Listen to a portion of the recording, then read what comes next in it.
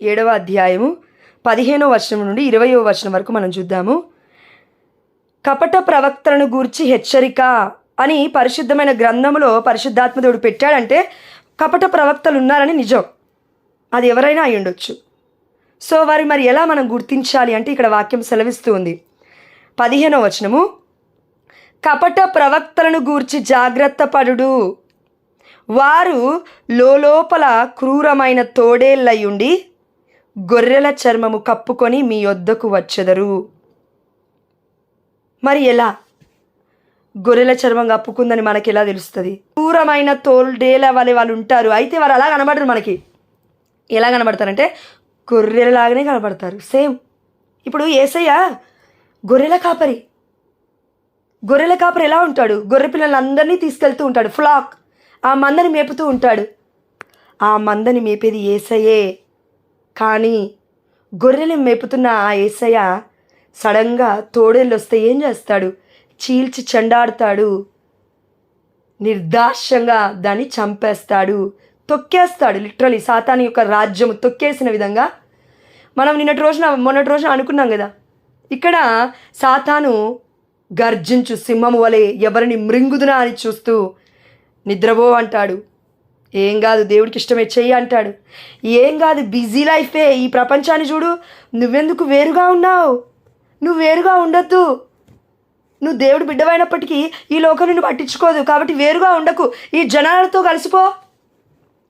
కానీ యోహాను సువార్త 14, 15, 19 వచనంలో మనం చూసినాము, ఈ లోకము నుండి నేను నిన్ను ఎన్నుకుంటుని, నేను గొర్రె పిల్లల్లాగా పిలువబడ్డాము. దేవుడి మందలో ఉండడానికి పిలువబడ్డాము. మరి ఈ మందలో ఈరోజు ఉన్నామా? నిజమైన గొర్రెల కాపరి ద్వారా మనము నడిపింపబడుతున్నామా అని మనకి ఎలా అర్థం అవ్వాలి అంటే, ఇప్పుడు యేసయ్య గొర్రెల కాపరిలాగా మనకి ఎదురుగా కనబడట్లేడు. కానీ గురువులు, అభిషక్తులని మనకి ఇచ్చి ఒక చర్చ్లో కొన్ని సంవత్సరాలు నువ్వు ఈ గొర్రెలని మేపాలి పేతురు అని ఇప్పుడు మా ప్యారిష్ ప్రీస్ట్ అయిన ఆనంద్ ఫాదర్ గారికి చెప్పారు దేవుడు. ఇక్కడికి వచ్చి మేమందరం గొర్రె పిల్లలం. ఆ సంఘంలో మా అందరినీ కూడా వాక్యము ద్వారా మేపుతున్నాడు. దివ్య సప్రసాదం ఇవ్వడం ద్వారా జీవాన్ని మాలో ఉంచుకోండి అని చెప్పడం ద్వారా ప్రసంగిస్తూ ఉన్నాడు. అయితే వీళ్ళందరూ కూడా ఎవరు అంటే గొర్రెల కాపరులు మన కనతనైన కథోలిక శ్రీ సభలో. మరి ఎలా అండి గొర్రెల యొక్క కాపరిని ఎలా మనం గుర్తుపట్టొచ్చు? నిజంగా ఈ కాపరి నిజమేనా? దేవుడు పంపించిన బిడ్డనేనా? లేదంటే గొర్రెల చర్మము కప్పుకొని తోడేళ్ల వలె మనలోకి వస్తున్నాడా అనే విషయాన్ని మనం ఎలా గుర్తుపట్టొచ్చు అంటే 16వ వచనం, వారి క్రియలను బట్టి మీరు వారిని తెలుసుకొందురు. వారి క్రియలను బట్టి మీరు వారిని తెలుసుకొందురు. మాటలు బట్టి కాదు, వాక్యము ఎవరైనా చెప్తారు. చిన్న పిల్లాడికి కూడా, నాన్న ఇక్కడ మత్తయి సువార్తలో ఏదో వాక్యం ఉందయ్యా, నువ్వు చదువుకున్నావు కదా, 4th క్లాసా 5th క్లాసా, ఇది చదువయ్యా అంటే ఏం చెప్తానంటే, అవునా మమ్మీ, అవునా డాడీ, నేను చదువుతానని మురిసిపోయి బిడ్డ చదువుతాడు. చిన్నపిల్లాడు, వాడికి ఏం తెలీదు వాక్యంలో ఉన్న మర్మం. దేవుడు వివరిస్తే తెలుస్తుందేమో, చెప్పలేము. ఆమె హల్లెలూయా. అలాంటి బిడ్డలు పుట్టుదురుగాక. ఆమె హల్లెలూయా. కానీ ఆ బిడ్డలకి అందులో ఉన్న మర్మం అర్థం కాకపోయేసరికి వాళ్ళు ఏం మాట్లాడతారంటే ఉన్నదే మాట్లాడతారు. అదేవిధంగా మన యొక్క జీవిత విధానంలో ఎంతోమందిని చూస్తున్నాము. నువ్వు వింటున్న వాక్యమే మరలా మరలా మరలా మరలా చెప్తారు వాళ్ళు. కానీ అందులో ఉన్న మర్మము నీకు ఎప్పుడైనా చెప్పారా? నువ్వు వెళ్తున్న వర్గాలకి. కన్నతల్లి అయిన కథోలిక శ్రీ సభలో టైపాలజీ అనేది ఒకటి ఉంది. మన యొక్క క్యాలెండర్ మనకిచ్చిన శ్రీసభ ఎలా ఇస్తుందంటే, పాత నిబంధనలో కొంచెం సంఘటన యొక్క కాంటెక్స్ట్ ఉంటుంది, కొత్త నిబంధనలో కాంటెక్స్ట్ ఉంటుంది, సందర్భం ఉంటుంది. అవి రెండు టైపాలజీ చేసుకొని మనకి చెప్తారు గురువులు. అదేవిధంగా కీర్తనలు సహజంగా ఉంటూనే ఉంటుంది. అంటే మనం ఏం నేర్చుకుంటున్నామంటే, ఇటు పాత నిబంధన కవర్ చేస్తున్నాము, కొత్త నిబంధన కవర్ చేస్తున్నాము, పాత నిబంధన చదువుతున్నాము, కొత్త నిబంధన చదువుతున్నాము. కరెక్ట్గా చెప్పాలి అంటే 1.5-2 సంవత్సరాలు అండి. మన కనతలిగిన కథోలిక శ్రీ సభ మనకి రోజు ఇస్తున్న క్యాలెండర్ ప్రకారం మనం ఫాలో అయితే బైబిల్ కంప్లీట్గా మనం చదవచ్చంట వితిన్ 2 ఇయర్స్లో. కానీ మనలో ఎంతోమందికి ఇప్పటికి కూడా బైబిల్లో ఏముందో మనకి తెలీదు. దానికి అర్థం ఏంటంటే కనీసం రోజు పఠనాలు కూడా మనం చదవట్లేము అని అర్థము. ఎందుకు కదా దేవుడు బాధపడేది? రోజు పఠనాలు ఒక్క అధ్యాయం కూడా ఉండదు. లిటరలీ హార్డ్లీ ఒక అధ్యాయం ఇటు పెట్టుకుందాం, ఇంకో అధ్యాయం పాత నిబంధన, ఇంకో అధ్యాయం కొత్త నిబంధన, మధ్యలో కీర్తనకారుడు, లేదంటే first reading, second reading, gospel ఆదివారం రోజున, మొదటి పట్టణము, రెండవ పట్టణము, అదేవిధంగా సువార్త పట్టణం ఉంటుంది. మూడు అధ్యాయాలు చదవడానికి మనం ఒక రోజున కింద మీద పడుతున్నాం. మళ్ళీ మనం పేరుకి కథోలికులము. ఇందుకు కాదు దేవుడు అన్నది. తోడేళ్ళు స్వభావం ఏంటి? తోడేలు అనగా అసలు స్వభావం ఏంటి? గొర్రెల చర్మం కప్పుకుంటుంది. ఆ తోడేళ్ళు కనబడకుండా ఉండడానికి ఒక చర్మాన్ని కప్పుకుంటుంది. కప్పటం అనే చర్మము ఎవరికి తెలియని రూపము. లోపల ఇంకా ఏదో ఉంది. బయటికి మాత్రం గొర్రె చర్మమే, కానీ లోపల తోడేలు స్వభావము. నాకేంటి ఇది చేస్తే? నాకేమొస్తుంది అందరినీ ప్రార్థనలు నడిపిస్తే? నాకేమొస్తుంది వాక్యం ఫ్రీగా చెప్తే? నాకేమొస్తుంది ఈ బిడ్డలు నేను నడిపించాల్సిన అవసరం ఉంది? మోషే అన్నాడు దేవుడి దగ్గర పోయి, ఏయ్యా వీళ్ళనేమన్నా నేను కన్నానా? ఏంటి నాకు ఈ ప్రసవ వేదన? పాత నిబంధనలో ఉన్నదే చెప్తున్నాను నేను అక్కడ. ఏంటి నాకు ఈ ప్రసవ వేదన? పిల్లల్ని అనలేదు నేను, కానీ ఏంటి వీళ్ళ మాటలు నేను ఎందుకు వినాలి? వీళ్ళతో ఎందుకు నేను తిట్లు తినాలి? నువ్వు చెప్పమన్నది నేను ఎందుకు చెప్పాలి? బాధపడుతున్నాడు బిడ్డ. నిజమైన గొర్రెల కాపరి దేవుడికి నమ్మకస్తుడుగా ఉంటాడు. బిడ్డలు తిట్టుకున్నా ఎలా ఉన్నా ఉన్నది ఉన్నట్టుగా చెప్తారు. డబ్బు అడగరు, సంపదలు అడగరు. నీ దగ్గర నుంచి ఒక్క రూపాయి కూడా ఆ బిడ్డలు తీసుకోరు. కానీ పరిచర్య అంటే పడి చేస్తారు. దేవుడి ప్రేమ అంటే పడి చేస్తారు. 24 గంటలు సిద్ధంగా ఉంటారు దేవుడి యొక్క వాక్య పరిచర్య చేయడానికి. అంతేగాని 10వ వంతు ఇచ్చావా, ఎక్కడ ఏ స్టేజ్ దగ్గరికి రావాలని అడగరు వాళ్ళు. 10వ వంతు ఇచ్చావని అసలే అడగరు. అంటే వారి యొక్క అభివృద్ధిని వాళ్ళు చూసుకోరండి. వాక్యములో నేను సిరి సంపదలు కలిగి జీవిస్తున్నానా లేదా అని మాత్రమే ఆ బిడ్డలు ఆలోచిస్తూ ఉంటారు. అయితే గొర్రె యొక్క స్వభావం ఎలా ఉంటుందంటే సాధువు జంతువు. దాని స్వభావం చాలా బాగుంటుంది. ఎక్కువగా మాట్లాడదు, ఎక్కువగా వరలదు. ఇలా అనగానే గొర్రెల కాపరి మంచిగా రైట్ మార్గంలో వస్తూ ఉంటుందండి. తోడేలు అలా కాదు. ఒక్క మాట నువ్వు అంటే తిరగబడి చీల్చు చెండాడి నన్ను తినేస్తుంది. నువ్వు గట్టిగా కూడా మాట్లాడాల్సిన అవసరం లేదు తెలుసా? నువ్వు గట్టిగా కూడా మాట్లాడాల్సిన అవసరం లేదు. అది ఎలా ఉంటుందంటే 24 గంటలు కూడా తోడేళ్ళు ఏదైనా సరే నువ్వు మాట్లాడినా మాట్లాడకపోయినా నిన్ను తప్పు పట్టడమే దాని యొక్క పని. సరిచేయడం కాదు దాని పని, తప్పు పట్టడం దాని పని. అదేం చేస్తుందంటే నువ్వు మాట్లాడినా మాట్లాడకపోయినా నువ్వు ఎలా ఉన్నా దానికి ఇష్టమే. ఎందుకంటే తినాలి కదా నిన్ను, అదేవిధంగా నీ వెనక ఉన్న బ్యాక్గ్రౌండ్ సిరి సంపదని తినాలి. కాబట్టి నువ్వు ఏది చేసినా బాగుంది, దేవుడు నిన్ను పిలిచాడు, రండి సేవకే అంటారు ప్రతి ఒక్కరిని. కనతలైన కథోలిక శ్రీ సభలో పరిశుద్ధాత్మ ప్రేరణ లేనిది ఈవెన్ మన పరిశుద్ధమైన గురువులు కూడా నేను చెప్తున్నప్పుడు వినలేదండి. మీకు దేవుడు పరిచర్య యొక్క పిలుపు ఉంది రండి అని వాళ్ళు చెప్పలేదు. దేవుడు మాట్లాడతారు వాళ్ళతోటి, వాళ్ళే వస్తారులే అని ఒక వాళ్ళ విశ్వాసం. కానీ చాలామంది ఈ వర్గాలలో ఉన్నవారు ఎలా ఉంటారు తెలుసా? నువ్వు ఫస్ట్ రోజు వెళ్ళావు, సెకండ్ రోజు వెళ్ళావు, థర్డ్ రోజు వెళ్ళావు, చాలా బాగా పట్టించుకుంటారు. బొట్లేసి దండలేసి దండం పెడతారు నీకు. తర్వాత జ్ఞానస్నానం ఇస్తారు, బప్తిజం అని చెప్తారు కదా, ఇస్తారు. ఇచ్చి అయిపోయిన తర్వాత వాళ్ళు ఏం చేస్తారంటే కొంచెం పట్టించుకుంటారు మొదట్లో. అదేదో నీకు పరిశుద్ధాత్మ ప్రేరణ రాకపోయినా కూడా ఎత్తి పట్టుకోండి, 10వ వంతు డబ్బులు ఎత్తి పట్టుకోండి అంటారు. పక్కన ఒక వ్యక్తి ఎత్తి పట్టుకున్నాడు కాబట్టి నువ్వు కూడా ఎత్తి పట్టుకోవాలి, 10వ వంతు అయినా డబ్బులైనా చేతిలో, లేకపోతే ఇజ్జత్ పోతుంది ఆడ. అందుకని ఎత్తి పట్టుకుంటావు. నువ్వు తిన్నావో లేదో తెలీదు. ఆ రోజు నీకు బ్రతకడానికి అసలు నీ దగ్గర ఒక పైసా ఉందో లేదో ఆయనకు తెలియదు. కానీ 10వ వంతు ఎత్తి పట్టుకొని అంటాడు. నీకు అక్కడ ఆ రోజు కావాల్సిన బస్ ఛార్జెస్ మాత్రమే ఒకవేళ ఉంటే అది కూడా వేయమంటే ఏసి వచ్చేస్తావు కాలినడకన. గొర్రెలు ఎప్పటికైనా సరే యేసయ్య చెప్పినట్లు వింటాయి. మీరు నా బిడ్డలకి భారాన్ని తగ్గించండి అని యేసయ్య చెప్పాడు. కాబట్టి మన పరిశుద్ధమైన గురువులు ఎక్కడా కూడా 10వ వంతు ఇవ్వండి అని అనరు. కానీ ఎప్పుడైనా ప్రసంగం చేసేటప్పుడు మలాకీ గ్రంథంలో ఇలా ఉంది అంటారే కానీ బిడ్డలు ఎప్పుడు కూడా ధైర్యం చేసి మాట్లాడరు. ఎందుకు? ధైర్యం లేకనా? పరిశుద్ధాత్మ లేకనా? అందుకు కాదు. ఇంకొక 10 నిమిషాలు ఎక్కువగా బోధన చేస్తే ఎక్కడ చర్చికి రారో రేపటి నుంచి అని ఇన్ టైంలో 30 నిమిషాల్లో వాక్యం అయిపోగొట్టాలి, లేదంటే 15 నిమిషాల్లో వాక్యం అయిపోగొట్టాలి. హోమ్లీ మొత్తం ముగించి వాళ్ళు వెళ్ళిపోవాలి. లేదంటే ఆ ప్రజల మధ్య నుండి ఒక టైం చూపిస్తాడు, ఇలా టైం అవుతుంది ఫాదర్, టైం అవుతుంది. లేదంటే ముఖమంతా మాడిపోతుంది. ఇప్పుడే దేవుడి యొక్క జీవాహారం తిన్నావు నువ్వు నేను, దివ్యమైన సప్రసాదంని ఆరగించాము, యేసయ్యని లోపలికి తీసుకున్నాము, జీవాహారము నీవే యేసయ్యా అని పాట పాడాము. 10 నిమిషాలు ఫాదర్ టైం తీసుకునేసరికి ఆకలి అవుతుంది, టిఫిన్కి టైం అవుతుంది, వెళ్తా అంటావు. ఇంకా దేవుడు ఎక్కడ అద్భుతాలు చేసేది? నీలో నాలో. ఇప్పుడే కదా జీవాహారాన్ని పొందుకుంది. 15 నిమిషాలు కూర్చునే ఓపిక లేదు, 15 నిమిషాలు వెయిట్ చేసే ఆ యొక్క ఓర్పు లేదు, సహనం లేదు. మళ్ళీ అద్భుతాలు కావాలి, కుటుంబాలు బాగుపడాలి, ఇంకా అద్భుతమైన జీవితం ఉండాలి, తరతరమారు నిన్ను నన్ను ధన్యురా అని పిలవాలి. ఎలా అవుతుంది? అది అవదు. అందుకే మనం గొర్రె పిల్లలాగా జీవించాలి, సాధు స్వభావం కలిగి, కానీ తోడేల్లాగా ఆలోచించొద్దు, టాక్టిక్స్ వద్దు.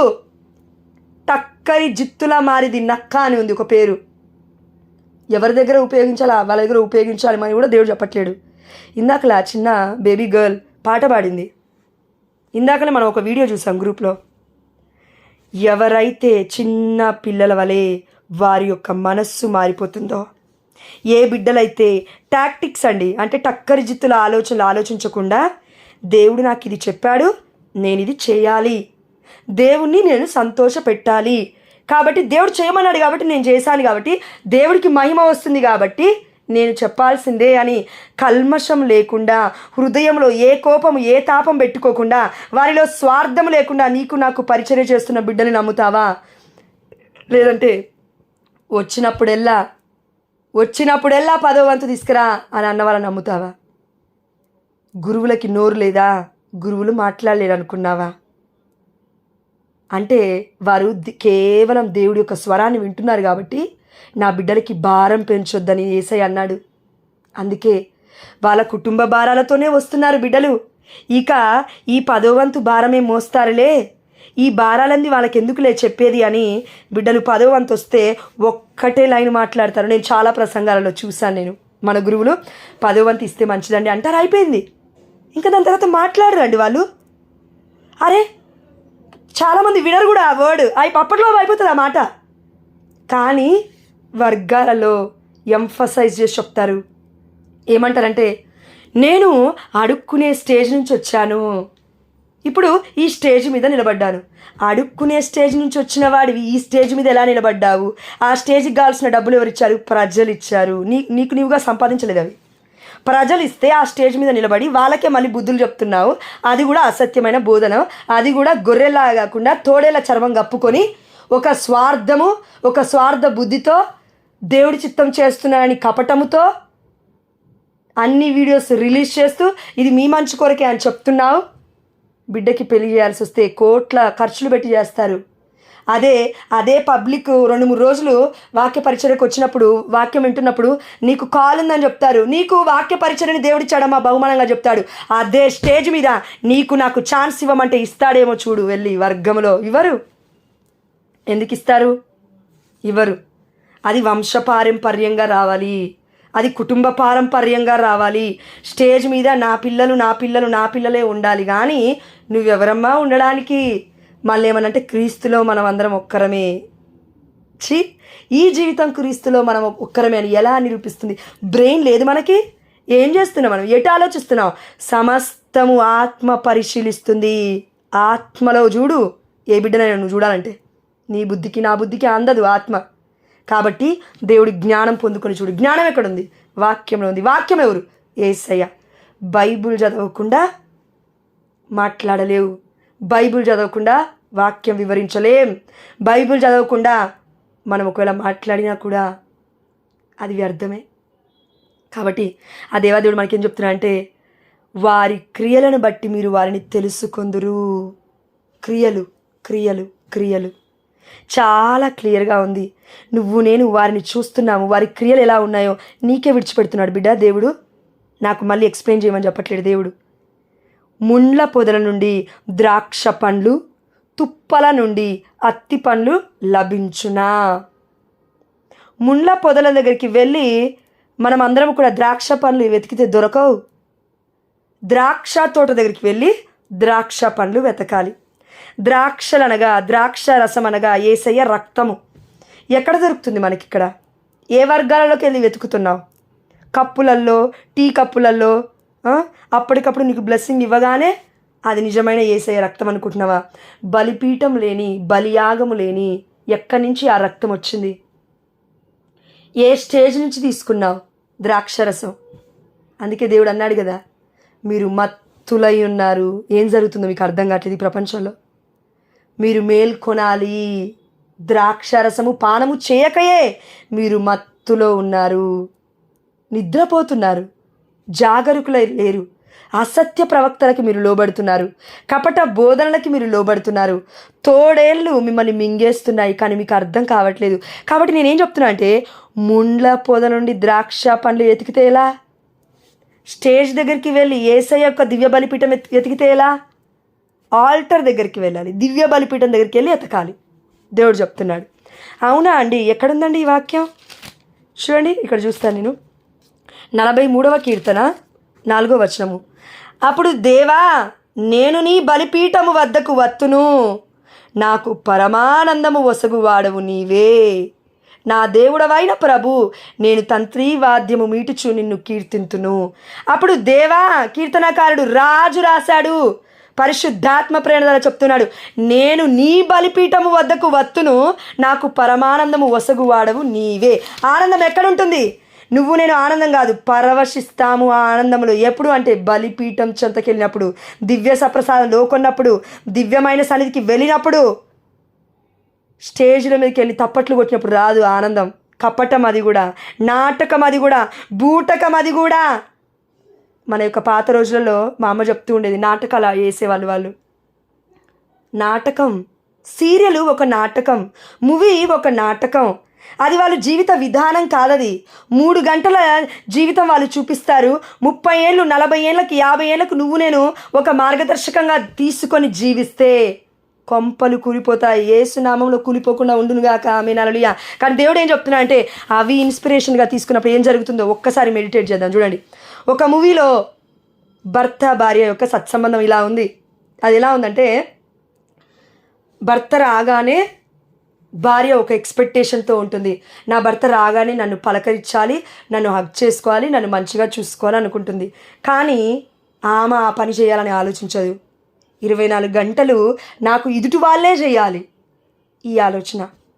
ఎదుటి వాళ్ళే చేయాలి, ఎదుటి వాళ్ళే ఇవ్వాలి, ఎదుటి వాళ్ళే వాక్యం చెప్పాలి, ఎదుటి వాళ్ళే ఇంకా ఇంకా ఇంకా ఏదైనా సరే, నా వల్ల బాధపడ్డా సరే, వాళ్ళు నాశనం అయిపోయినా సరే, ఇంకెలా ఉన్నా సరే, ఎదుటి వాళ్ళే కారణం, నేను కాదు.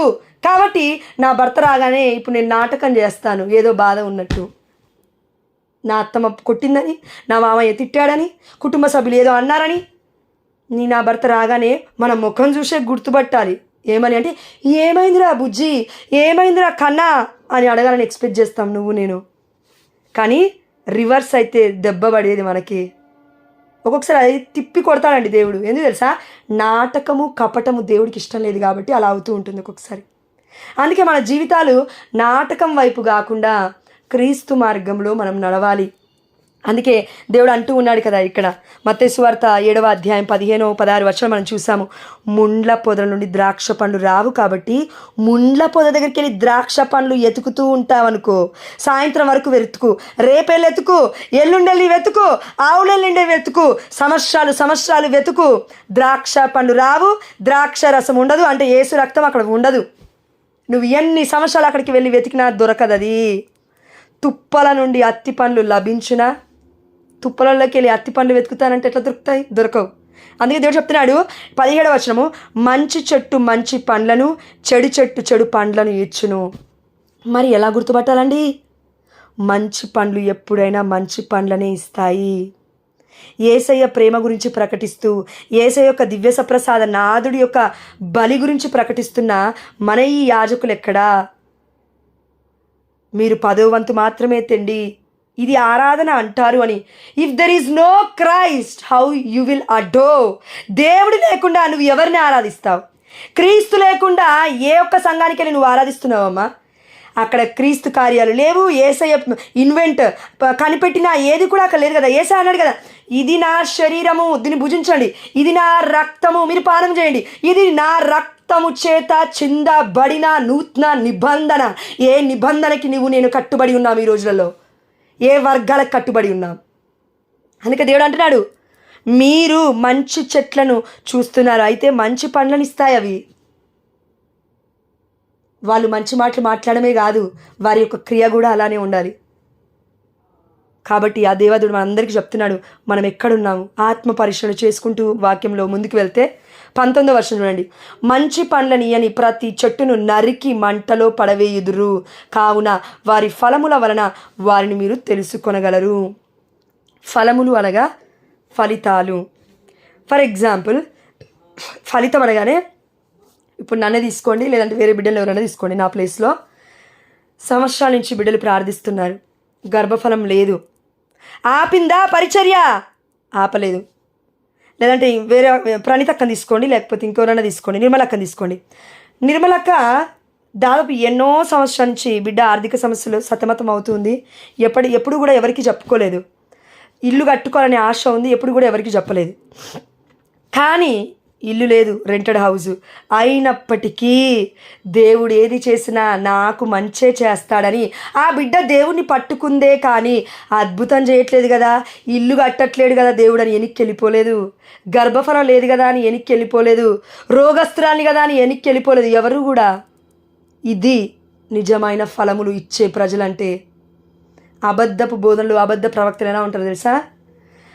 మెటీరియల్ బ్లెస్సింగ్స్, ఆశీర్వాదాలు వచ్చా, ఇదిగో ఈ అద్భుతం జరిగింది, నేను మంచోని కాబట్టి ఈ అద్భుతం జరిగింది. దేవుడి మహిమ ఎక్కడుంది అక్కడ? నిరీక్షణ ఎక్కడుంది అక్కడ? అబ్రహాం ఎక్కడ కనబడుతున్నాడు అక్కడ? మరియ తల్లి ఎక్కడ కనబడుతుంది అక్కడ? ఎగ్జాంపుల్స్ ఎక్కడున్నాయి అక్కడ? 24 గంటలు నేను పాస్టర్ని, నా భార్య పాస్టరమ్మ, నా యొక్క తల్లిదండ్రులు పాస్టరమ్మలు, పాస్టరయ్యలు, వారి యొక్క పుట్టురోతురాలు ఇవి అంటారే కానీ మరియ తల్లి పుట్టింది ఎలా చెప్పరు? మరియ తల్లికి యేసయ్య ఎలా పుట్టాడో చెప్పరు.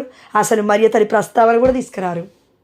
ఇక ఒక తల్లిగా నువ్వు వెళ్తే ఆ వర్గంలో నీకు నాకు వాల్యూ ఇస్తారా?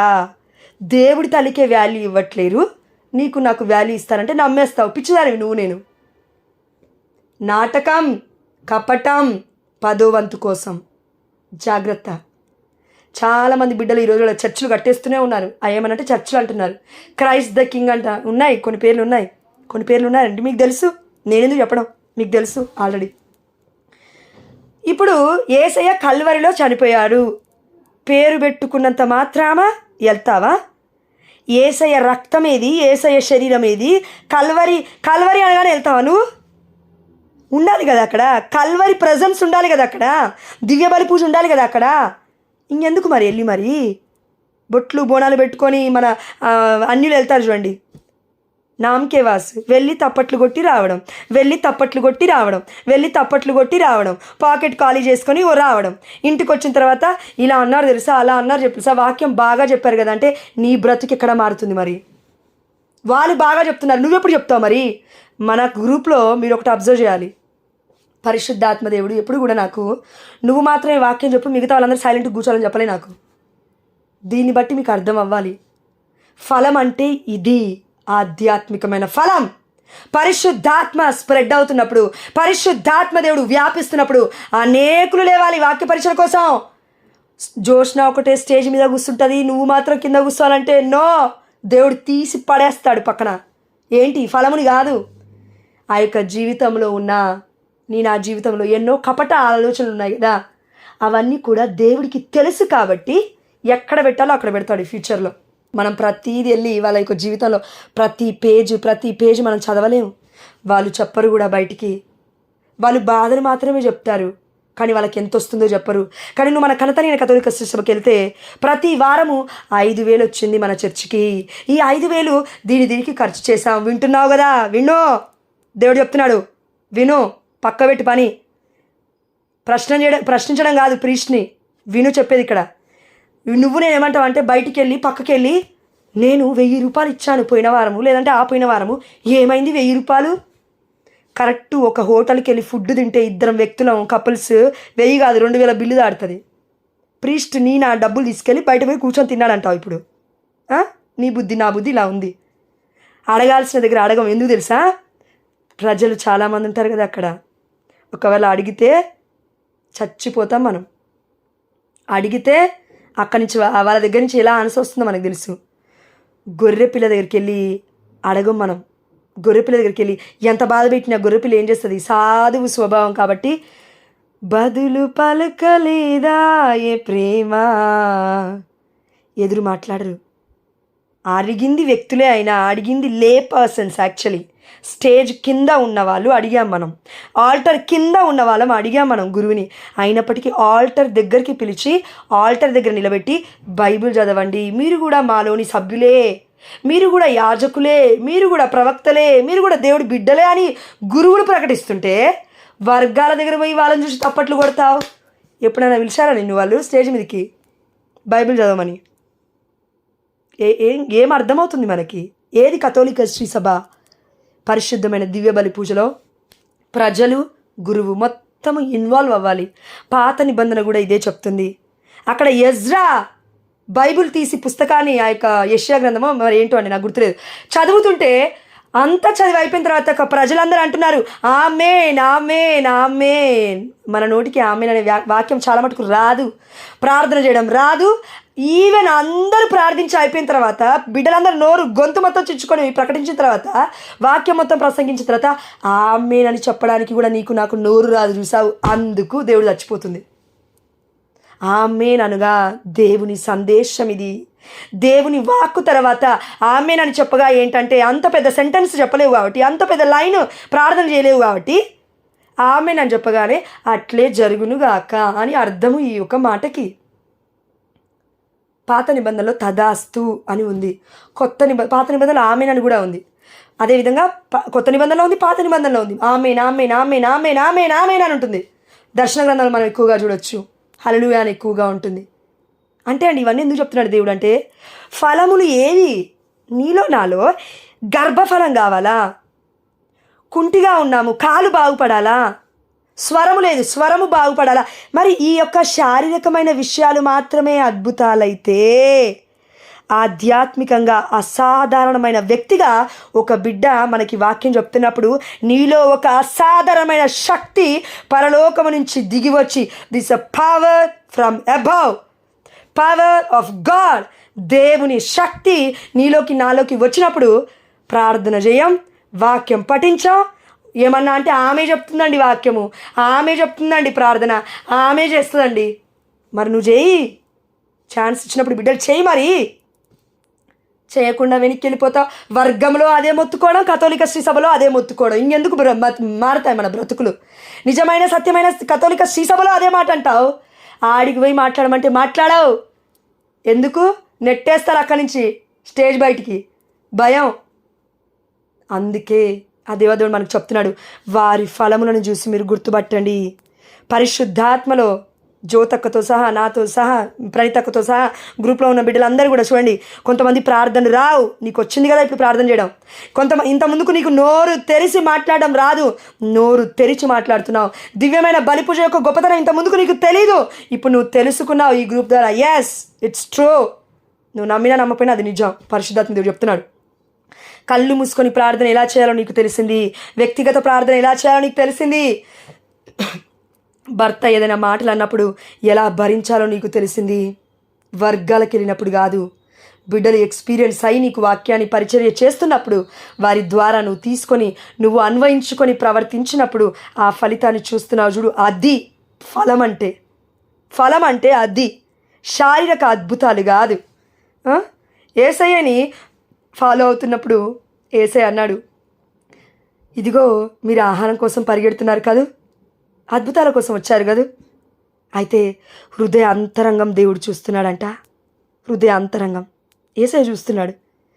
అద్భుతాలు జరుగుతున్నాయి, సాక్ష్యాలు పంచుకోమైనప్పటికీ కూడా అక్కడ జరుగుతున్నాయి అద్భుతాలే, ఇక్కడ జరుగుతున్నాయి అద్భుతాలే అయినప్పటికీ వాళ్ళ గురించి మాట్లాడమంటే గంటలు గంటలు మాట్లాడతాం. నేను చూసానండి రీసెంట్గా ఇన్స్టా రీల్స్లలో, రోడ్డు మీద ముగ్గురు, ఒక అక్క తమ్ముడేమో మధ్యలో ఉన్నాడు, ఆయన ముందు ఇంకొక వ్యక్తి ఉన్నాడు బండి మీద వెళుతూ ఒక వర్గం గురించి ఆ పేరెత్తి, ఒక పేరుంది ఆ యొక్క వర్గానికి, ఆ పేరెత్తి పలానా పాస్టర్ వాక్యం చెప్పడం ద్వారా నాకు ఈ అనుభూతి కలిగింది అని సెల్ఫీ తీస్తూ బైక్ మీద స్పీడ్లో ఉన్న ఆ వ్యక్తులు చెప్తూ ఉన్నారు. ఇన్స్టా రీల్లో సౌండ్ కూడా వినబడుతుంది. వారు బండి మీద కూడా దేవుని మహిమపరుస్తూ మేము మర్చిపోతామేమో అని ఒక వర్గాన్ని లేవనెత్తుతున్నారే వారి యొక్క సాక్ష్యాల ద్వారా. నిజమైన కథోలిక శ్రీసభలో జరుగుతున్న అద్భుతాల గురించి నువ్వు నేను వచ్చి బయటకు వచ్చి సాక్ష్యం చెప్పమంటే గడగడ గడగడ వణుకుతాం. ఎందుకు? ఆత్మని తొక్కేసావు కాబట్టి. ఆత్మ దేవుణ్ణి నీలో ఫలిస్తున్నప్పటికీ కూడా పడుకో పడుకో పడుకో అని వాక్యం చదవట్లేవు. అందుకే వర్గాలు ఎందుకు వాక్యం అంత గట్టిగా చదువుతారంటే వారు అంటారు, మిమ్మల్ని దేవుడు ఎన్నుకున్నారు రండి అనగానే వందలాది మంది వెళ్తారు, వాక్యం వింటూనే ఉంటారు. కానీ ఆ స్టేజ్ మీద మాత్రం వాళ్ళకి ఎప్పుడు సమయం దొరకదు. అయినప్పటికీ నిరీక్షణ కలిగి జీవిస్తారు. మరి మనలో లేదేంటి? యేసయ్యని ప్రతి వారము దివ్యమైన బలి పూజలో మనం తీసుకుంటున్నాం కదా, అసలు మనకు సిగ్గుండాలి. యేసయ్య మనలోనే ఉన్నాడు అని కొలస్సీలకు రాసిన లేఖ 1:27-24 చెప్తుంది కదా. యేసయ్య నీలో నాలో ఉన్నాడని రోజు చెప్పుకుంటున్నాం కదా. పొద్దున 3 గంటలకు లేచి యేసయ్య నువ్వు నాలో ఉన్నావయ్యా, నేను నిన్ను విశ్వసిస్తున్నాను, నేను నిన్ను నమ్ముచున్నాను అని పునీత మన మరియా గొవాస్కా ఫోన్స్టీనా గారి మధ్యవర్తిత్వ ప్రార్థన చేస్తున్నాం కదా. పొద్దున 3 గంటలకి, మధ్యాహ్నం 3 గంటలకి దివ్య బలి పూజలలో పాల్గొంటున్నాము, యేసయ్యను స్వీకరిస్తున్నాం. అయినప్పటికీ కూడా ధైర్యం లేదు. యేసయ్యని స్వీకరిస్తున్నప్పుడు దేవుడి శక్తి మనలో ఉన్నప్పటికీ మనకి ధైర్యం లేదు. వారిలో ఏ శక్తి లేదు, అయినప్పటికీ కూడా వారు శక్తివంతులుగా ఎలా అవుతున్నారు అంటే కేవలం వాక్యం చదవడం ద్వారా. వాక్యము బయటే ఉంటుంది. ఆ వాక్యాన్ని వాళ్ళు చదువుతూ చదువుతూ చదువుతూ చదువుతూ చదువుతూ కీర్తనా గ్రంథంలో కీర్తనాకారుడు అన్నాడు, దివారాత్రములు దేవుడి యొక్క వాక్యమును ఆనందముతో పఠించువాడు ధన్యుడు. అందుకు వాళ్ళు ఆనందంగా ఉన్నారు. కపటమే అయ్యుండొచ్చండి, వర్గాలు కపటమే అయ్యుండొచ్చు. కానీ ఇండివిజువల్గా మనం తీసుకుంటే వాళ్ళు ఎందుకు ఆనందిస్తున్నారు కొంతమంది అందులో అంటే వాక్యం పదే పదే పదే పదే పదే పదే చదువుతారు. జాబులు ఇచ్చి పెడతారు, వస్తారు, పరిచర్య చేస్తారు. భార్యని భర్తని లేదంటే ఒక అమ్మాయిని ఒక అబ్బాయిని పెళ్లి చేసుకోవాలంటే సంవత్సరాలు తరబడి ప్రార్థనలు చేసి తప్ప వాళ్ళు పెళ్ళిళ్ళు చేసుకోరు. కథోలిక శ్రీసభలు అలా కాదు. నువ్వు కట్నం ఇచ్చావా, వరకట్నం ఎంత ఇస్తున్నావు, నీ బ్యాక్గ్రౌండ్ ఏముంది, 4 తరాలు ఏం చేసావు, వెనక ఎంత ఉంది అప్పు, వెనక ఎంత ఉన్నాయి పొలాలు, ఇది చూస్తావు. కానీ భక్తేది? అందుకే ఏడ్చినట్టు ఉంటాయి మన బతుకులు. అందుకే దేవుడు అంటున్నాడు, కపట ప్రవక్తల గురించి జాగ్రత్త, తోడేళ్ల గురించి జాగ్రత్త, గొర్రె పిల్లలైన మనము ఆలోచించగలగాలి. మనందరికీ దేవుడు జ్ఞానం ఇచ్చాడు. అందుకే ఆ జ్ఞానం ఫలించాలంటే వాక్యమే మార్గము. నువ్వు అనకు వేరే మార్గం ఏదైనా ఉంటే చూడండి, ఇంక లేదు. ప్రపంచంలో నువ్వు ఎక్కడికి వెళ్ళినా కూడా యేసయ్య మార్గమే ఉన్నాడు కాబట్టి యేసయ్య వాక్యమే మనం చదవాలి. ఆ వాక్యం చదివి విశ్వసించి యేసయ్య వాక్యం లాగానే కాదు, నాలో అణువణువు ప్రతి నరనరము రక్తపు బొట్టులో కూడా, రక్తపు ప్రసరణలో కూడా ఆ యేసయ్య రక్తము నాలో చేరిపోతుంది. కాబట్టి హెబ్రీ 4:12 మనం చూసాము కదా. హెబ్రీ 4:12 దేవుడి యొక్క వాక్యము సజీవమైనది, చైతన్యవంతమైనది. అది సజీవ సంయోగ స్థానం వరకు, జీవాత్మల సంయోగ స్థానం వరకు, కీలు మజ్జు చేరు వరకు అది దూసుకెళుతుంది. మానవుల హృదయాలు ఎలా ఉన్నాయో కూడా అది పసిగడుతుంది. యేసయ్య రక్తము. ఈ రక్తాన్ని తీసుకుంటున్న మనం ఎలా ఉండాలి మరి? బయటనే వాక్యం చదువుతున్న వాళ్ళు ఎలా ఉంటారు? మనలో లేనిది వారిలో ఉన్నది ఒకటే. వాళ్ళు వింటుంది వాక్యమే అయినా విధేయత చూపిస్తారు. మనం యేసయ్య లోపలికి వచ్చినా కూడా, మన లోపల ఉన్నా కూడా విధేయత చూపించాం. ఎందుకు తెలుసా? విశ్వాసము లేదు. వినుట వలన విశ్వాసము కలుగును, అది యేసుక్రీస్తు వాక్కు వలన కలుగును. నిన్నటి రోజు అక్క ఈ వాక్యమే అన్నారు కదా, వినుట వలన విశ్వాసం కలుగును. వినాం నాకు అన్నీ తెలుసు. నువ్వెవరు చూసినా చెప్పడానికి? దేవుడు మాటతో మాట్లాడతాడులే డైరెక్ట్గా. దేవుడే మాట్లాడుతున్నది. అదే మూర్ఖత్వం పక్క పెట్టమని చెప్పే దేవుడే ఇప్పుడు మాట్లాడుతున్నది. దేవుడే నీతో మాట్లాడుతున్నది. అర్థం కావట్లేదా? ప్రిపేర్ అవ్వకపోయినా దేవుడు మాట్లాడుతున్నాడు అంటే అర్థం కావట్లేదా?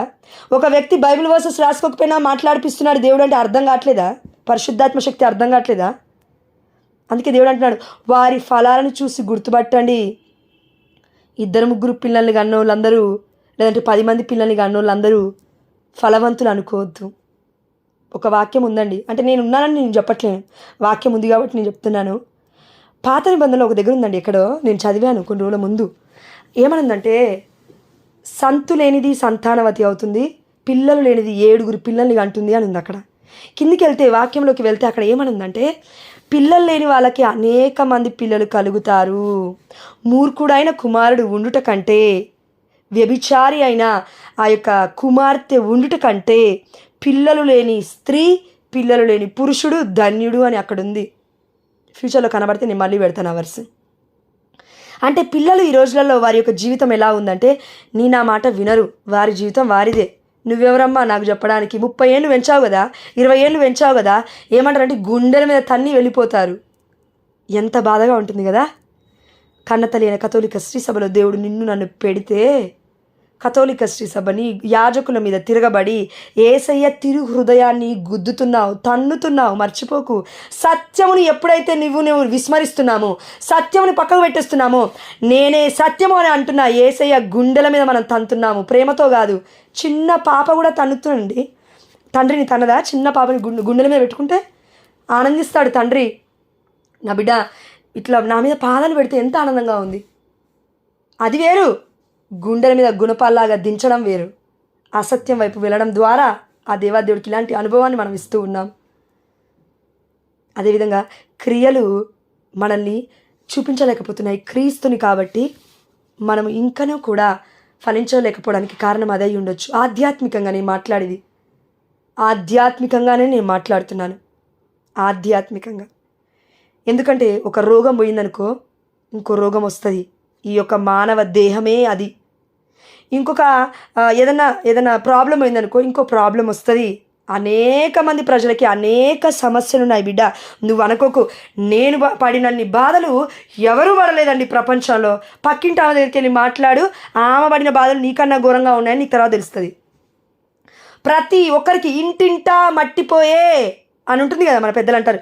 ఇంటింటా మట్టిపోయే, కట్టెల పొయ్యే అప్పట్లో. ఇప్పుడు గ్యాస్ పొయ్యిలు వచ్చాయి. గ్యాస్ సిలిండర్ పెడతారు, ఆన్ చేస్తారు, వంట వండుకుంటారు. మళ్ళీ ఏమనంటే టైం లేదండి, బిజీ లైఫ్ అండి, వాక్యం చదవలేమండి, చర్చికి వెళ్ళలేమండి, చచ్చిపోతాను కానీ కథోలిక శ్రీ సభకి నేను వెళ్ళనండి, విశ్వసించనండి. జ్ఞానస్నానం నా ఇష్టం వచ్చినట్లుగా చెప్తున్నాడు దేవుడు. ఇది నిజం. జ్ఞానస్నానం నా ఇష్టం వచ్చినప్పుడు తీసుకుంటానండి. బయట వర్గాలు చెప్తున్నాయి, కథోలిక శ్రీ సభలో మీరు తీసుకున్నప్పటికీ వర్గంలోకి వచ్చి మీరు తీసుకోవడం ద్వారా ఏదో అద్భుతమైన శక్తి మీలోకి వస్తుంది అని చెప్పగానే మీరు తీసుకున్నారు. ఎవరో తీసుకున్నారు? దేవుడు చెప్తున్నాడు, you did a wrong, you did a sin my dear child.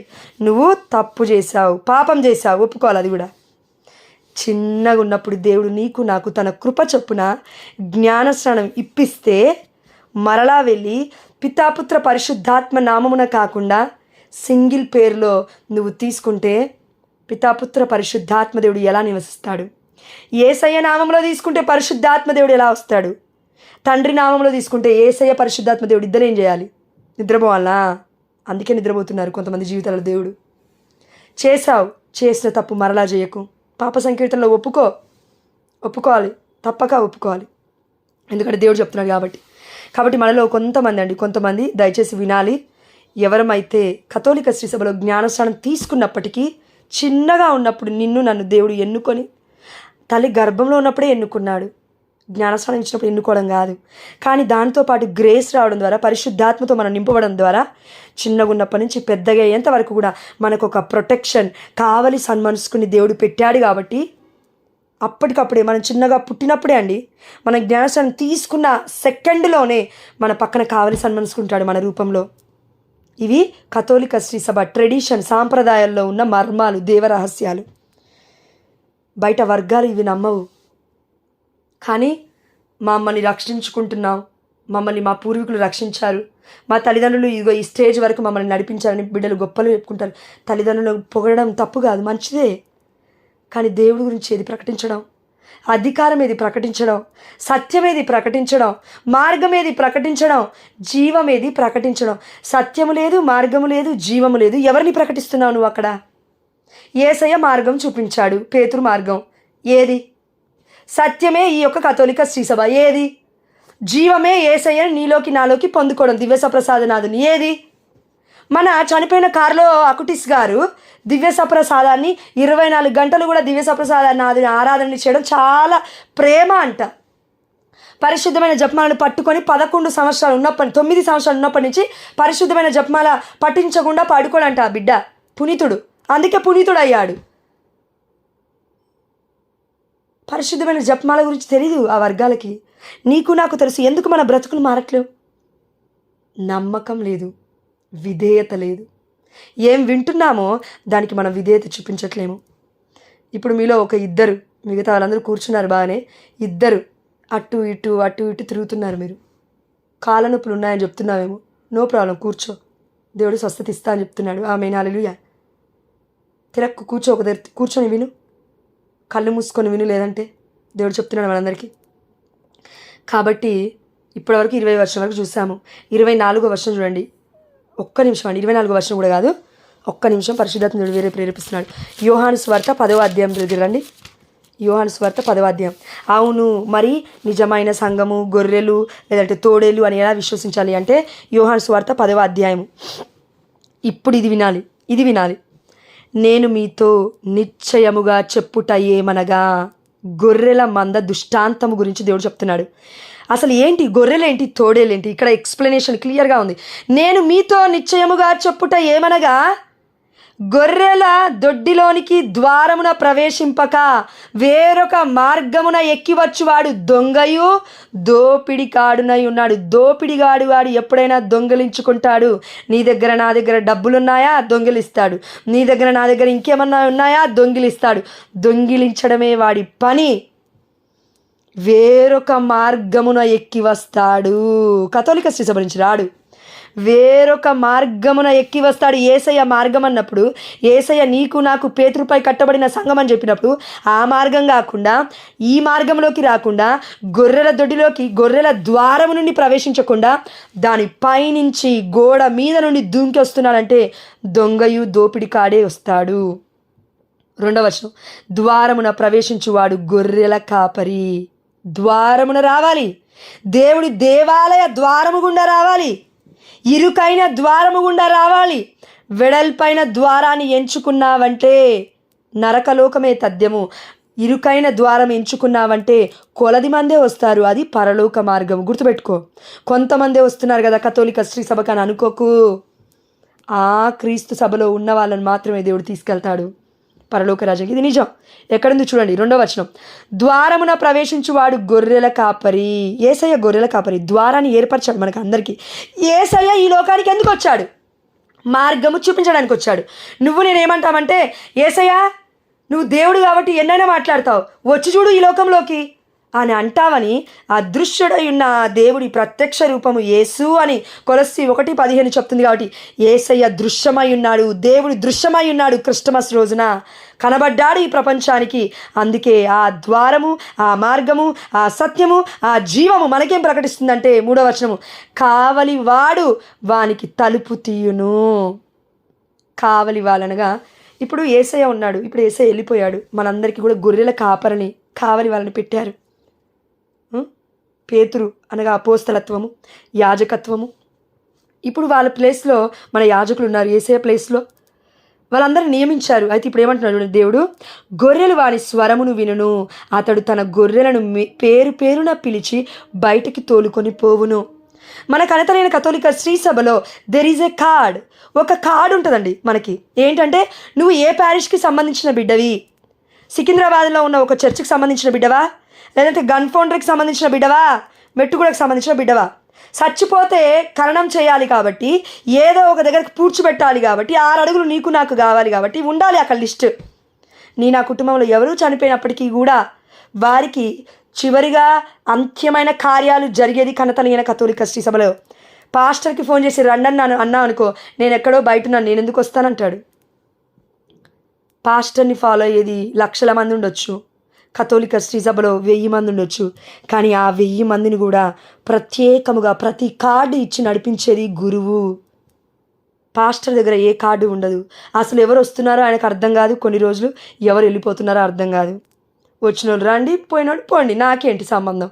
నాకు 10వ వంతు వచ్చిందా లేదా, నా యొక్క కలెక్షన్ బాక్స్ నిండిందా లేదా, నేను ఇంకో చర్చ్ ఇక్కడ ఒక బ్రాంచ్ ఉందా, ఎక్కడో సికింద్రాబాద్లో ఒక బ్రాంచ్ ఉంది, ఇంకో బ్రాంచ్ నాకు బేగంపేటలో ఉందా, సరిపాయే. ఇంకో బ్రాంచ్ బెంగళూరులో ఉందా, సరిపాయే.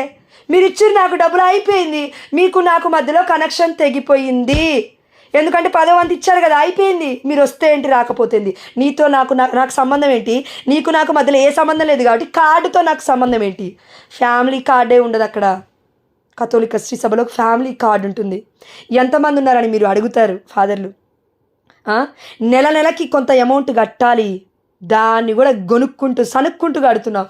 100 రూపాయలు కర్మగాలి, 100 రూపాయలే కట్టాలి కార్డుకి, లేదంటే 200 రూపాయలే కట్టాలి. బయటికి వెళ్తే 10,000 ఇవ్వమంటారు, 10,000 ఈజీగా తీసిస్తావు. ఇక్కడ 200 కట్టమంటే కింద మీద పడతావు. బుద్ధి ఉండాలి నీకు నాకు. దేవుడు అంటున్నాడు, అందుకే ఎవరి మాట వింటున్నావు నువ్వు? కావలి వాడికి తలుపు తీయను, గొర్రెలు వాని స్వరమును వినును. ఎవరి స్వరాన్ని వింటున్నావు నువ్వు, నేను? అందుకే మన కనతలైన కథోలిక శ్రీ సభలో చూశానండి నేను. నిన్నటి రోజున పెద్ద అద్భుతం జరిగింది, చెప్పుకోవాలి ఇది. మా అత్తమ్మ నేను టీ టైంకి రమ్మంటే వెళ్ళాను నేను నిన్న. చెప్పుకోవాలండి, ఇది చెప్పుకోవాలి, దీంట్లో తప్పేం లేదు. మా అత్తమ్మని హైలైట్ చేయడం అని కాదు, లేదంటే మా అత్తమ్మని తక్కువ చేయడం కాదు, నన్ను నేను హైలైట్ చేసుకోమని కాదు, చెప్పాలి. ఇది ఏం జరిగిందో చెప్తాను. కిందికి వెళ్ళిన తర్వాత టీ పెట్టమంటే టీ పెట్టాను. ఇద్దరం తాగుతూ మాట్లాడుకుంటూ ఉన్నాం. మా మామయ్య కూడా బెడ్రూమ్లో ఉన్నాడు, తాగుతున్నట్టు టీ. సరే అని మామూలుగా మాట్లాడుకుంటుంటే ఎందుకో సందర్భం వచ్చింది చర్చ్ గురించి. అత్తమ్మ వెళ్ళావా లాస్ట్ సండే చర్చ్కి అంటే, లేదమ్మా నాకు కొంచెం కాలు బాగాలేదు అందుకే వెళ్ళలేదు అనింది. సరే అత్తమ్మ వచ్చే సండే ఇల్లులే, లేదంటే ఈ ట్యూస్డే వస్తావా అంటే, లేదమ్మా నేను ఎక్కలేను మెట్లు అనేసి అనింది. సరేలే అత్తమ్మ అనేసి అనుకున్నా. అయిపోయిందండి. అయిపోయిన తర్వాత టీ తాగుతూ మాట్లాడుతుంటే, అది కార్డు ఉంది కదా మన దగ్గర, కార్డు డబ్బులు కట్టలేదు అనుకుంటా అమ్మ నేను, చాలా రోజులైంది. విద్య తీసుకెళ్ళి అంటే విద్యాసాగర్ అంటే నా భర్త పేరు మీకు తెలుసు కదా, విద్య తీసుకెళ్ళలేదు, మరి చాలా రోజులు అయినట్టు అనిపిస్తుంది అంటే, నేను అన్నాను ఒకసారి తీసుకురా అత్తమ్మ కార్డు చూద్దామని నేను అన్నాను. తీసుకొచ్చి ఇచ్చింది. 2 సంవత్సరాల నుంచి పే చేయలేదు అమౌంట్. మేము అప్ టు డేట్ పే చేస్తూ ఉంటాం. ఎంత కట్టేది, తిప్పి కొడితే 5 నెలలకి 1000 రూపాయలు కూడా కట్టాం. 5 నెలలకి, ఒక్క నెలకి 200. సినిమాలకి థియేటర్లకు తిరుగుతలేం, పట్టు చీరలు కొంటలేం, బయటికి వెళ్తే రెస్టారెంట్కి వెళ్తే 5,000 బిల్లు అవ్వదు ఒక్కటే పూటకి ఫటుక్కుమని. ఈ లోక ఆశల కోసం ఎంతో ఖర్చు పెడుతున్నాం కదా. మరి గురువు అక్కడ ఉన్నాడు, ఆ బిడ్డ ఏం తింటున్నాడో తెలియదు, ఏం తినట్లేడో తెలియదు. ఆ యొక్క చర్చిలో మైకులు పాడవుతాయి, స్పీకర్లు పాడవుతాయి, ఆ చర్చిలో వస్త్రాలు కావాలి, ఆ చర్చిలో బలిపీఠం మీద పెట్టడానికి అనేక వస్తువులు కావాలి, బైబిల్స్ కావాలి, కామన్గా చర్చిలో పెట్టడానికి రాగానే చదువుకోవడానికి బైబిల్ అవైలబుల్గా ఉండాలి, క్యాండిల్స్ కొనాలి. ఒక్కొక్క ప్యాకెట్ ఎంత అనుకున్నారు, 230 రూపాయలు. 7 క్యాండిల్స్ వస్తాయి, 230 రూపాయలు ఒక ప్యాకెట్. ఇవన్నీ ఒక గురువు చూసుకోవాలి, గురువు కింద ఉన్న ఉపదేశకుడు చూసుకోవాలి. నీకు నాకు అర్థం కాదు, ఏమనంటే ఖర్చులు అడుగుతాం. నీ భర్తను అడిగెళ్ళి ధైర్యం లేదు నీకు. నోరు తెరవకుండా కామ్గా ఉంటుంటే గొర్రెల్లాగా, వీళ్ళు గొర్రెల్లే అని ముందుకెళ్ళిపోతున్నావు, వాళ్ళని పక్కకి నెట్టేసి తోడేళ్ళ దగ్గరికి వెళ్తున్నావు, దిగమింగండి నన్నని. అందుకే దేవుడు చెప్తున్నానండి. ఆ సమయంలో మా అత్తమ్మ తీసుకొచ్చి కార్డు ఇవ్వగానే షాక్ నేను. అత్తమ్మ ఇదేంటి అత్తమ్మ 2 సంవత్సరాలు కట్టాలంటే, ఎంత కట్టాలి బిడ్డ చెప్పాను కానీ నేను చెప్పాను బిల్లు ఇంత అయింది అత్తమ్మ అని. 6,000 దాటిపోయింది బిల్లు. అవునత్తమ్మ కట్టాలి, ఇట్లా ఉంచకూడదు అని అంటే, అవునమ్మ నాకు ఎప్పటి నుంచో అనిపిస్తుంది తల్లి ఇది కట్టేసి అని ఇచ్చేసింది అమ్మటే. దాని తర్వాత ఇంకో ముచ్చట కూడా జరిగిందిలేండి.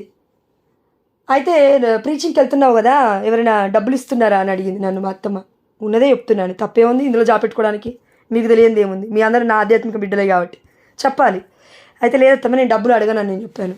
డబ్బులు ఎందుకు అడగవమ్మా, అంత దూరం వెళ్తున్నావు కదా, అప్పుడు ఇప్పుడు జహీరాబాద్ వెళ్ళా ఉన్నావు కదా, అంత దూరం వెళ్ళావు అంటే ప్రతిదీ చెప్తానండి నేను మా అత్తమ్మకి. మా మామయ్యకి చెప్పిన మా అత్తమ్మ చెప్తాను, మా అత్తమ్మ మా మామయ్య చెప్తుంది కాబట్టి తనకు చెప్తాను అన్నీ నేను. మా ఆయన వద్దంటాడు, చెప్పొద్దు వాళ్ళు ఓనీరు అంటారు కానీ అయినప్పటికీ నేను చెప్తాను, దేవుడు చెప్పమంటాడు కాబట్టి చెప్తాను. తర్వాత ఇంకా చెప్పి ఇన్ని ప్లేసెస్కి తిరుగుతున్నావు, దివ్యవానికి వెళ్తున్నావు, అన్ని ప్లేసెస్కి వెళ్తున్నావు, అదేంటి ₹1 రావట్లేదు అంటే నేను నమ్మాలా అని నేను పూస కూర్చున్నట్టు చెప్పాను.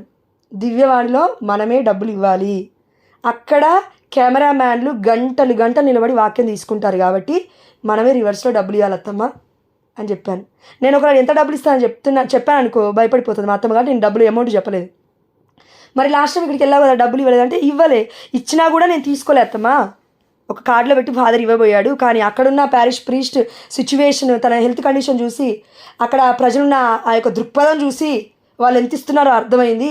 మాస్ అయిపోయిన తర్వాత ఫాదర్ అన్నాడు, ఈ నెల మనకు వచ్చిన డబ్బులు 3,000 అన్నాడు.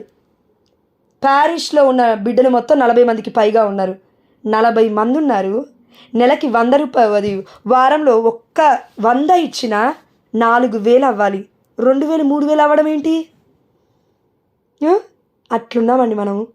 నేను ఆ విషయం చెప్పిన తర్వాత మా అత్తమ్మ ఏమని తెలుసా, నువ్వు గట్లా చెయ్యొద్దమ్మా, పరిచర్య చేస్తున్నావు, ఏ జాబు ఏ పని పాట లేకు ఇట్లా అనదండి. మీరు నమ్మని నమ్మకపోండి.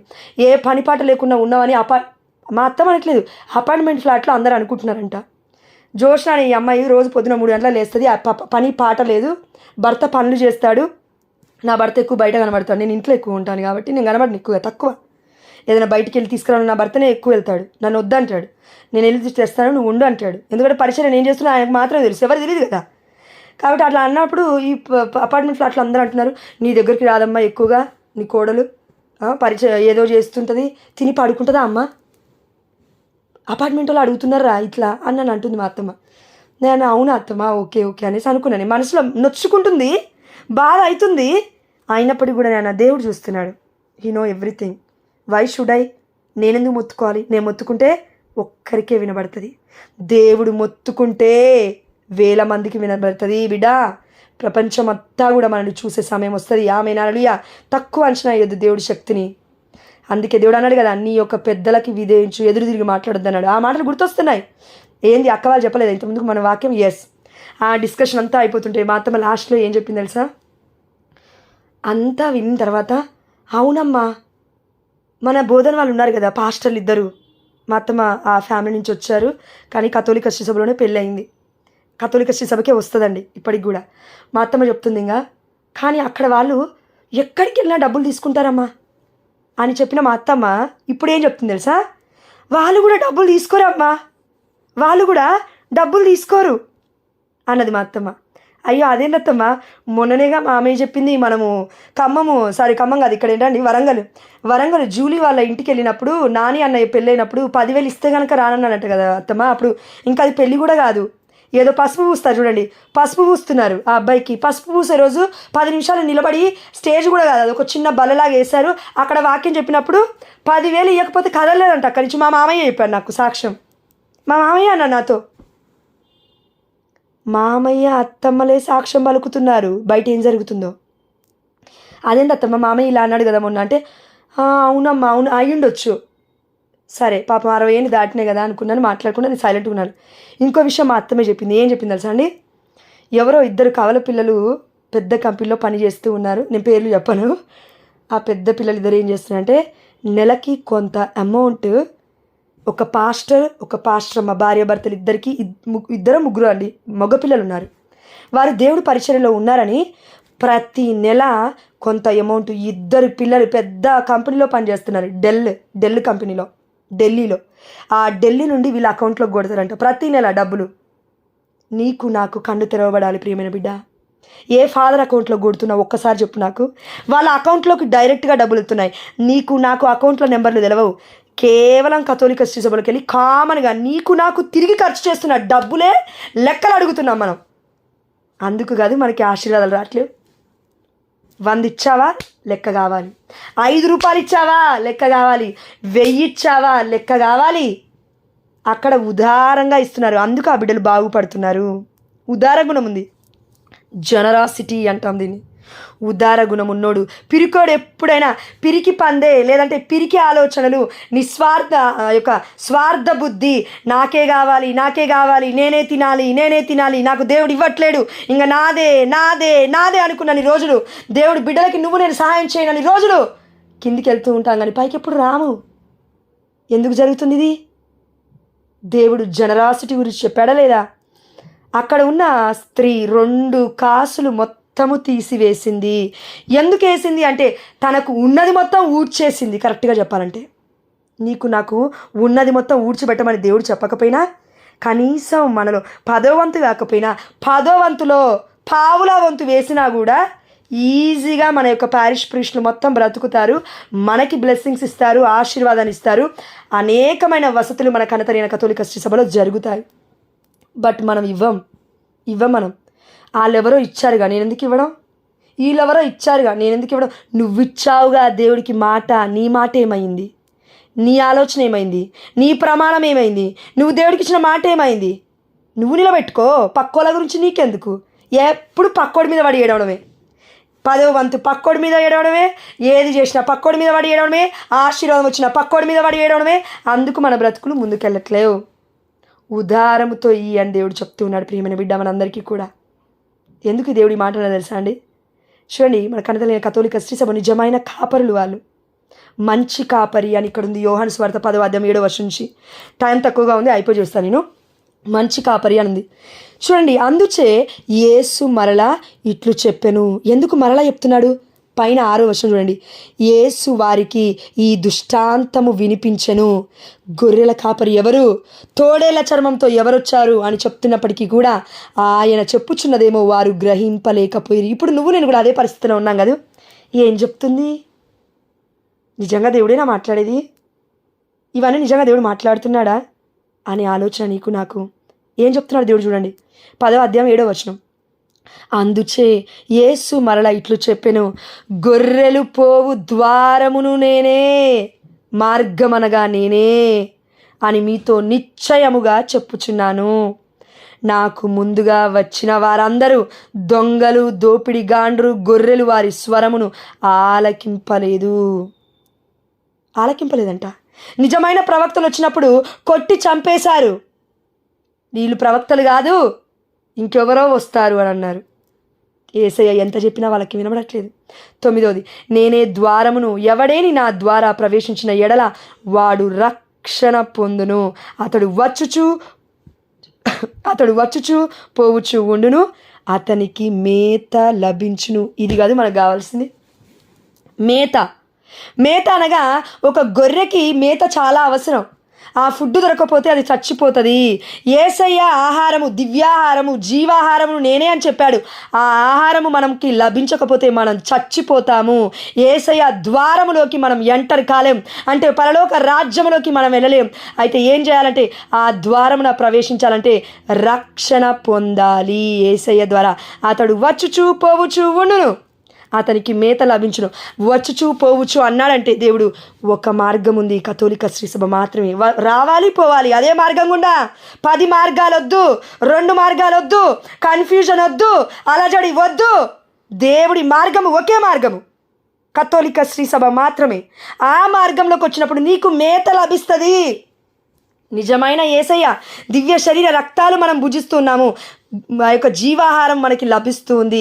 ఇది నువ్వు నేను సంపాదించుకోవట్లేం. పొట్టకూటి కోసం ఎన్నో బాధలు పడుతున్నాం కదా. యేసయ్య ఫ్రీగా ఇస్తుంటే మనకి తీసుకోవడానికి చాలా ఇబ్బందికరంగా ఉంది. ఎందుకు అంటే ఫ్రీగా వచ్చింది ఈ ప్రపంచానికి చాలా మటుకు ఏం లేదు అందులో. ఫ్రీగా వచ్చింది కదా, ఊరికే వస్తుంది కదా, ఏ కష్టం లేదు కదా. దివ్యమైన బలి పూజ యొక్క గొప్పతనం తెలియదు కదా, అందుకే ఫ్రీగా వస్తుంది. కాబట్టి వర్గాలలో తీసుకుంటాను, నాకు ఇష్టం వచ్చినట్టు తీసుకుంటాను, నేను ఇష్టం వచ్చినట్టు బ్రతుకుతాను, నువ్వెవరు నాకు చెప్పడానికి అని మూర్ఖులు అవుతారంట ప్రజలు. ఒక్కొక్కసారి చెప్తున్నా వినపడుతున్నా ఇది నాకు కాదని వెళ్ళిపోతారంట. ఆధ్యాత్మికమైన అంధత్వంలో బ్రతుకుతారంట. దానికి కారణము రక్షకుణ్ణి అర్థం చేసుకోకపోవడమే. అందుకే దేవుడు అన్నాడు కదా, 1 కొరింథీలో అనుకుంటానండి, అక్కడ వాక్యం సెలవిస్తుంది. యోహాను సువార్త 6వ నేనే పరలోకం నుండి దిగి వచ్చిన జీవాహారమును, ఎవడేని నన్ను భుజించి నా యొక్క రక్తమును పానము చేస్తే తప్ప అంతిమ దినమున లేపబడడు అని అక్కడ వాక్యం క్లియర్గా సెలవిస్తుంది. 50 నుండి 56 వరకు మీరు చదవండి.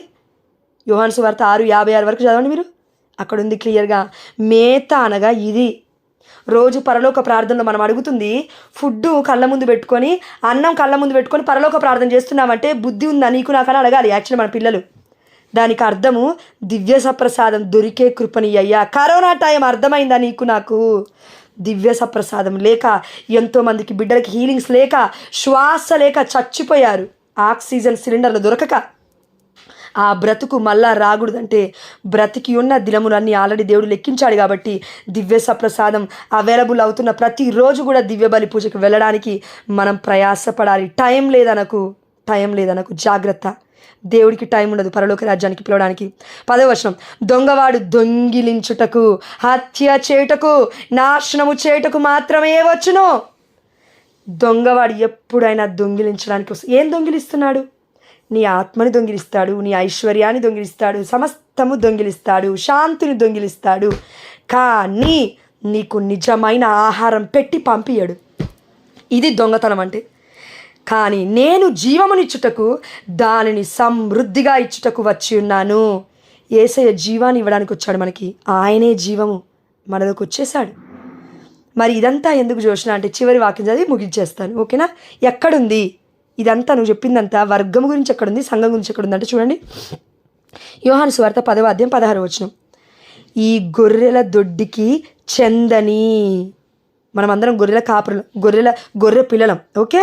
యేసయ్య మన గొర్రెల కాపరి. ఇప్పుడు మనం ఒక సంఘంలో ఉన్నాం, కథోలిక శ్రీ సభలో.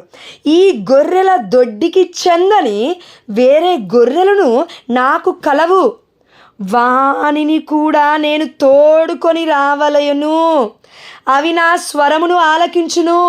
అప్పుడు ఒకే మందయు ఒకే కాపరి ఉండాలి. Peter is the first pope in this world. He is our shepherd. ఒకే గొర్రెల కాపరి పేతురు గారు అయి ఉన్నారు, మొట్టమొదటి పోప్. ఆ పోప్ ఏది చెప్తే మొత్తం ప్రపంచం మొత్తం మారుతుంది. వర్గంలో చెప్పింది నువ్వు నేను పట్టుకొని విన్నామనుకో, నిజంగా వర్గంలాగే అయిపోతాం. యేసయ్య శరీరంలో భాగస్థం లేదు మనకి. ఏ యొక్క యోగ్యత ఉందని నువ్వు నేను తీసుకుంటున్నావు. వర్గంకి వెళ్ళొచ్చిన తర్వాత కథోలిక శ్రీ సభ దగ్గరికి వెళ్ళి ఎంత ధైర్యం నీకు నాకు స్వీకరించడానికి యేసయ్యని? అబద్ధపు మాటలు, అబద్ధములు తోడేలా మనం కపట ఆలోచనలో ఉన్నాం మనం. దేవుడు బాధపడుతున్నాడు. ఈ గొర్రెల దొడ్డికి చెందని వేరే గొర్రెలు ఉన్నాయి బిడ్డ నాకు, అయితే వాటన్నిటిని తీసుకొచ్చి నేను ఒకే కాపరి ఉండేలాగా చేస్తాను, ఒకే మందని చేస్తాను. ఆమేన్, హల్లెలూయా.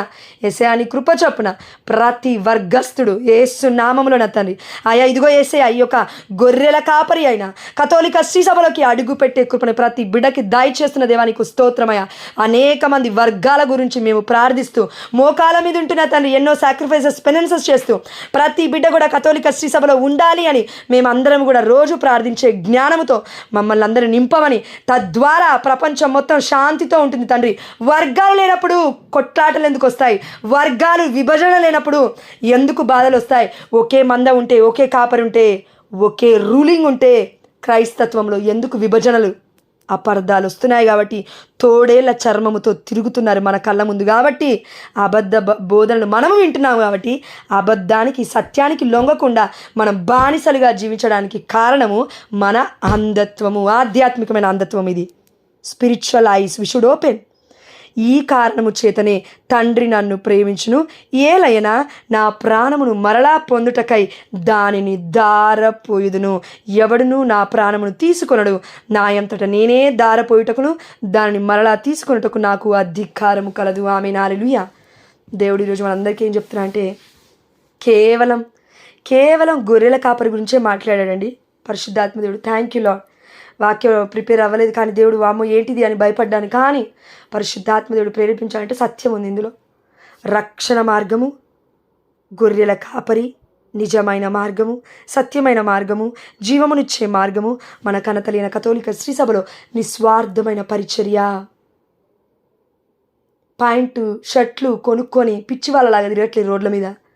అదే యాజక వస్త్రం తొడుక్కొని నిస్వార్థమైన పరిచర్య చేస్తున్న గురువు ఎక్కడా? వేరే వర్గాలు ఎక్కడా?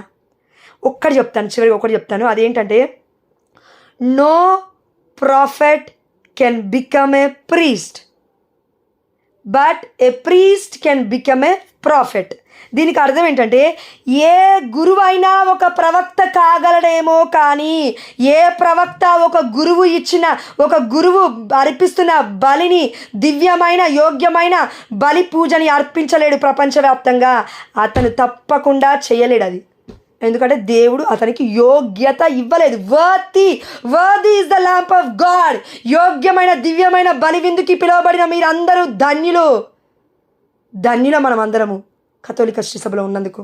అయ్యా నీవు నా ఇంట ప్రవేశించుటకు నేను పాపాత్మురాలయ్యా, యోగ్యత లేదయ్యా, కానీ ఒక్క మాట పలుకు, నా ఆత్మ స్వస్థత పొందుతుంది అంటున్నావే కానీ నా శరీరం స్వస్థత పొందుతుంది, నా కాళ్ళు స్వస్థత పొందుతాయి, నా అప్పుల బాధలు స్వస్థత పొందుతాయి అనట్లేవు. ఎందుకు? ఆత్మలో నువ్వు నేను వర్ధిల్లితే అన్ని విషయములు అందు మనం వర్ధిల్లుతాము. కాబట్టి ఆమేన్, హల్లెలూయా. సత్యము మనల్ని స్వతంత్రుని చేస్తున్నాయి. ఇది మనం విన్నప్పుడు అనేక మందికి స్వస్థత జరుగుతుందండి. కానీ మీరు వినాలి, మనము వినాలి. వినగలిగిన చెవులు ఇచ్చినప్పుడు ఇది విన్నది మర్చిపోవద్దు.